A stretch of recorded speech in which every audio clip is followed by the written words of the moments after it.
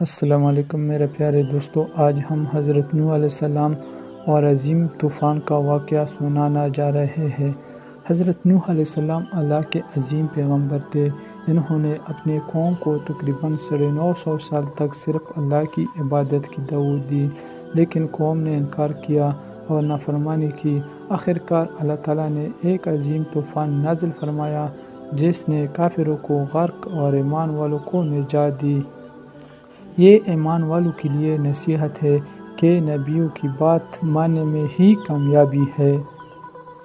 حضرت نوح علیہ السلام اللہ کے ایک عظیم پیغمبر تھے۔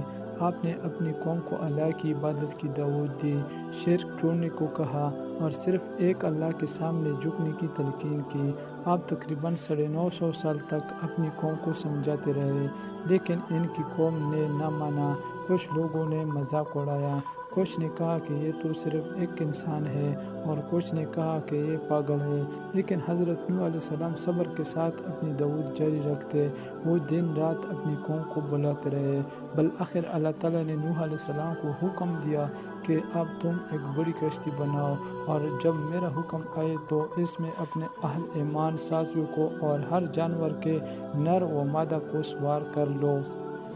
کشتی بڑی موجوں پر تیرنے لگی اور کافر غرق ہونے لگے۔ اسی دوران حضرت نوح علیہ السلام نے اپنے بیٹے کو آواز دی، اے میرے بیٹے، ہمارے ساتھ کشتی میں سوار ہو جا اور کافروں کے ساتھ نہ رہ۔ لیکن اس نے کہا، میں پہاڑ پر پناہ لوں گا جو مجھے بچا لے گا۔ نوح علیہ السلام نے فرمایا، آج اللہ کے حکم سے کوئی نہیں بچا سکتا سوائے جس پر اللہ رحم کرے۔ پھر ایک لہر آئی اور وہ بیٹا بھی ڈوب گیا۔ آخرکار جب سب کافر غرق ہو گئے تو اللہ نے زمین کو کہا کہ اپنا پانی نکال لے اور آسمان کو کہا کہ اپنا پانی روک لے۔